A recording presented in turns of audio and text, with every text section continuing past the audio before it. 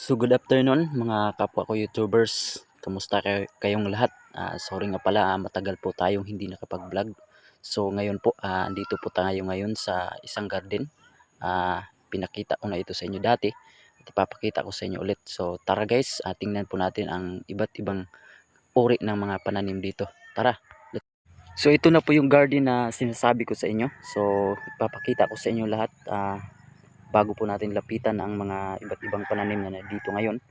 Simple lang sapagkat hindi mayaman ang garden ito. Ito po ay marami pong malunggay na itinanim na makikita ninyo. So at meron din po tayong mga sibuyas. So sibuyas, malunggay at meron po ditong sili. At dito meron po ditong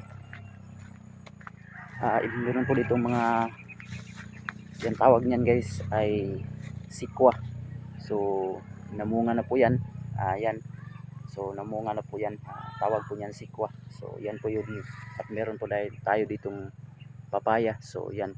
So konti lang po ang bunga guys. So gawa ng hindi po magandang panahon. Alam natin sa panahon ngayon na uulan, iinit.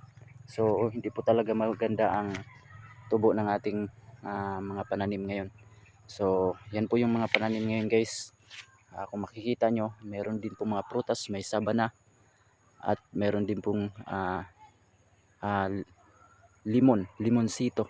So may iba't ibang mga puno nandito guys, makikita nyo. Sobrang fresh ng paligid nito at kagaya nito guys, mansanitos. So masarap po ang bunga nito. So yan po yun guys, ang mga pananim dito. So meron din sa sabana natin dito, meron po tayong mga bali 5 na puno ng sabana dito ngayon.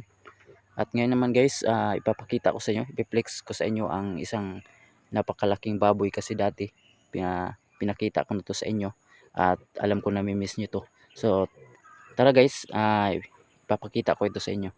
Guys, andito na tayo sa malapit sa mga malalaking baboy na sinasabi ko sa inyo. So ito na guys, ipapakita ko sa inyo. Yan na guys. So sobrang laki na ng baboy. So dati pinakita ko sa inyo hindi pa masyado malaki. Pero ngayon sobrang laki na talaga. So lapitan natin. So ayan po siya guys. So bibilhin na po siya o bibinda na po siya sa halagang 22,000 and above. So gawa ng malaki na po siya. So yan po guys. Kulay puti na baboy. So mahal na po siya. Yan po yung baboy dito. So may mga baboy pa po dito guys. So yan, mga maliliit pa. Mga lagayan ng mga baboy.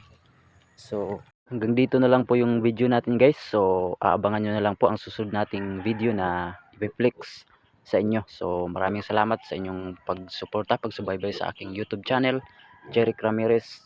And again, mag-ingat po kayong lahat. Mahal na mahal ko kayong lahat. Again, maraming salamat.